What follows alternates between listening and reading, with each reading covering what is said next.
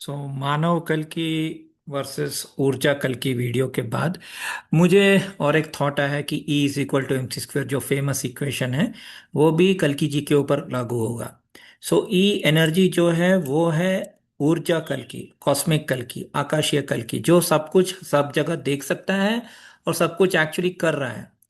और ये जो मानव कल की है, मैटर कल की है, वो एक आम इंसान रहेगा। ओके। लेकिन उनके उनके लाइफ में, मानव कल्कि के लाइफ में वो सब घटनाएं घटेंगी जैसे कि राम अहल्या, राम सीता, या कृष्ण राधा, कृष्ण सत्यभामा। ये सब घटनाएं भी मानव कल्कि के लाइफ में घटेंगी, ऊर्जा कल्कि के लाइफ में नहीं। ओके। तो शुरू करते हैं।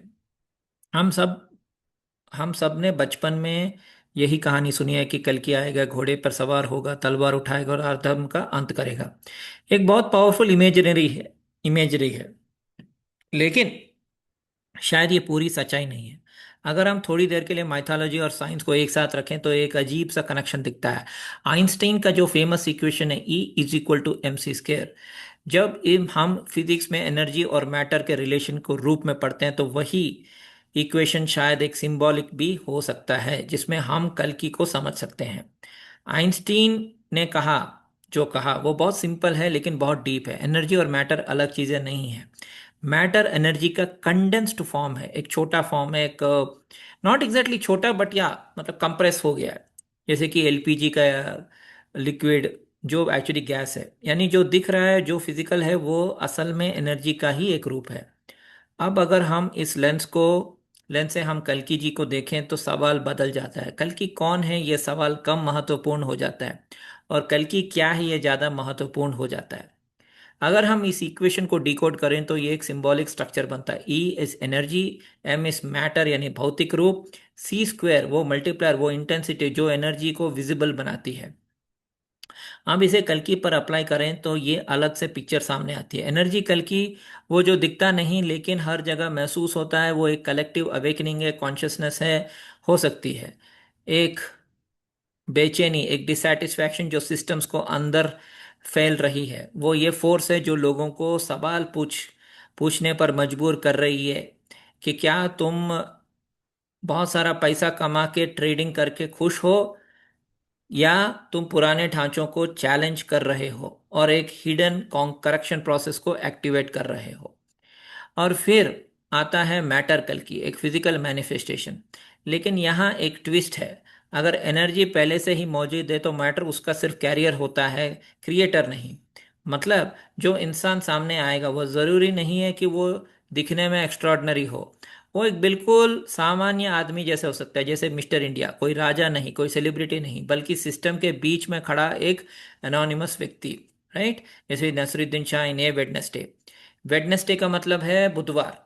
बुधवार मूवी में नसरुद्दीन शाह ने एक्ट किया और वो बहुत कॉमन मैन था। ठीक है, उसने टेररिस्ट को उड़ा दिया, असली धुरंधर। नाउ वेडनेसडे मतलब बुधवार, और बुध का जो बुध ग्रह का जो प्रत्यादि देवता है वो नारायण है, अधिदेवता जो है विष्णु। मिस्टर इंडिया भी सेम स्टोरी। अगर आप पॉपुलर कल्चर में ध्यान देखें तो पैटर्न बार बार सामने आता है कि जो कलेक्टिव अनकॉन्शियस हमें हिंट दे रहा है। ए वेडनेसडे में एक आम आदमी सिस्टम को चैलेंज करता है, बिना किसी पहचान के, बिना किसी पावर के, लेकिन उसके पास क्लैरिटी है जो पूरे स्ट्रक्चर को हिला देती है। मिस्टर इंडिया में पावर विजिबल नहीं है लेकिन उसका इम्पैक्ट पूरी दुनिया पर पड़ता है। इनविजिबल फोर्स, विजिबल परिणाम। और ये कई कहानियों में ट्विन आर्केटाइप आता है, एक स्ट्रांग होता है, एक ऑर्डिनरी होता है। जैसे सव्यसाची मूवी हो गया, बहुत सारे मूवीज में एक ट्विन ब्रदर बहुत स्ट्रांग रहे, राम और श्याम। राइट। राम और श्याम में राम एकदम कमजोर रहता है और श्याम जो दिलीप कुमार रहता है वो बहुत पावरफुल रहता है। ये सब सिर्फ एंटरटेनमेंट नहीं है लेकिन एक पैटर्न है, एक आइडिया जो बार बार डिफरेंट फॉर्म्स में सामने आ रहा है। अगर हम सब इसे कल की फेज से जोड़ें तो चीज़ें और क्लियर हो जाती हैं।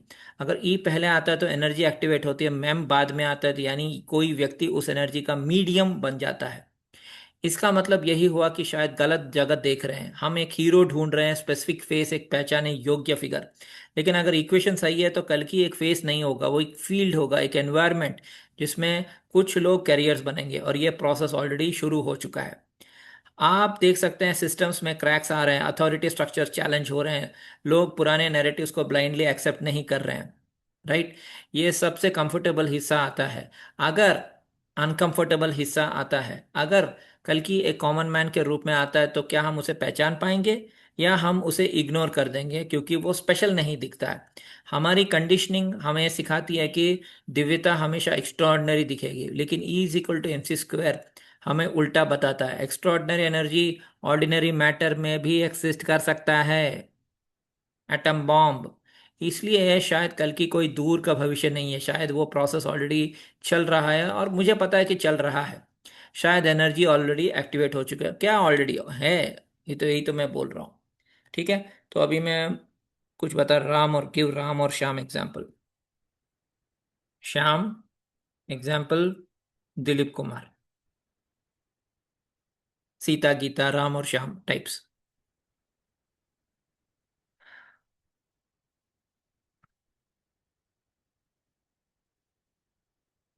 तो राम और श्याम पुरानी मूवी आपको याद है जिसमें राम बहुत कमजोर था। Okay. Even Krishna Kanhaiya. Kishan Kanhaiya suit boot में आया कन्हैया बैंड बजाने को। नहीं की तुम्हें। इसमें भी देखिए, कन्हैया वेरी स्ट्रांग, किशन जो है वीक है। शिल्पा शिरोडकर, माधुरी दीक्षित, अनिल कपूर ये सब थे। राइट। सेम राम और श्याम। अगर हम आपको एब्स्ट्रैक्ट लग रहा है तो सिंपल लेकिन पावरफुल एग्जाम राम और श्याम। इसमें दिलीप कुमार का दो रोल है, एक ही चेहरा लेकिन दो पूरी तरह अलग व्यक्तित्व। एक तरफ राम है, दबा हुआ, डरा हुआ, सिस्टम के नीचे जीने वाला, अपनी पावर से डिस्कनेक्टेड। दूसरी तरफ श्याम है, वो चेहरा लेकिन कॉन्फिडेंट, एक्टिव, सिस्टम की चैलेंज करने वाला। आप सिर्फ एंटरटेनमेंट मत समझो, इसको एक पैटर्न की तरह देखो। ट्विन कॉन्सेप्ट क्या दिखा रहा है कि आइडेंटिटी के अंदर दो स्टेट्स हैं, एक सप्रेस्ड है और एक अवेकंड है। यही E is equal to MC² है। वो पोटेंशियल, वो पावर जो अभी फुल्ली विजिबल नहीं। मैटर क्या है? वो फिजिकल व्यक्ति जो उस एनर्जी को कैरी करता है। राम क्यों? मैटर विदाउट एक्टिव एनर्जी की नट स्टेट। श्याम क्या है? सेम मैटर लेकिन एनर्जी एक्टिवेट हो चुकी है।